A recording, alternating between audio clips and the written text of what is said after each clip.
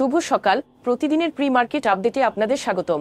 DSEX গত কার্যদিবসে প্রান্তিক বৃদ্ধি পেয়ে 11.3 পয়েন্ট বা 0.20% বেড়ে 5,714 পয়েন্টে পৌঁছেছে।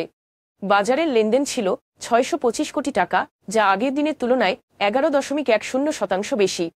তরলীকৃত প্রাকৃতিক গ্যাস রূপান্তর করে পাইপলাইনে সরবরাহের জন্য কক্সবাজারের মহেশখালীতে দুটি ভাসমান টার্মিনাল আছে। এর মধ্যে ঘূর্ণিঝড় রিমালের প্রভাবে ক্ষতিগ্রস্ত সামিটের টার্মিনাল 3.5 মাস বন্ধ ছিল। আজ বুধবার সন্ধ্যা থেকে গ্যাস সরবরাহ শুরু করেছে তারা। দিনে 50 কোটি ঘনফুট সরবরাহ সক্ষমতা থাকলেও 6 কোটি ঘনফুট সরবরাহ করা হচ্ছে।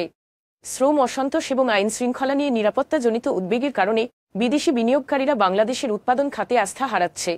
বিদেশি কোম্পানি প্রতিনিধিদের মতে, নির্দিষ্ট শিল্প এলাকায় পুলিশের খুবই সীমিত উপস্থিতি, সেই সাথে কয়েকটি শিল্প অঞ্চলে সুরক্ষার জন্য নির্ভরযোগ্য আইনশৃঙ্খলা বাহিনীর অভাব দেখে বিনিয়োগকারীরা আরও আস্থাহীনতায় ভুগছে।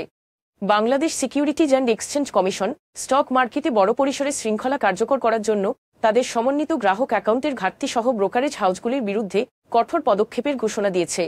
বাজারের নিয়ম লঙ্ঘন করে বিনিয়োগকারীদের স্বার্থকে বিপন্ন করেছে যে সকল অসাধু লোক, তাদের মধ্যে বেশ কিছু দালালের খোঁজ পাওয়া গেছে। এ কারসাজির ভিত্তিতে বিএসইসি ইতিমধ্যে ধানমন্ডি সিকিউরিটিজ এবং পিএফআই সিকিউরিটিজের বিরুদ্ধে ব্যবস্থা নিয়েছে।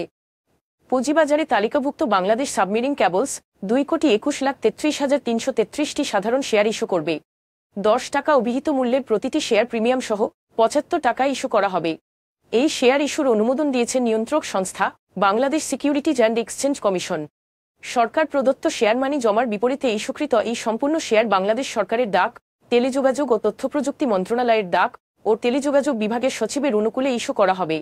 এখন এ পর্যন্তই। বিকেলে আবারও আসছি ডেইলি মার্কেট আপডেট নিয়ে। সে পর্যন্ত আমাদের সঙ্গেই থাকুন। ধন্যবাদ।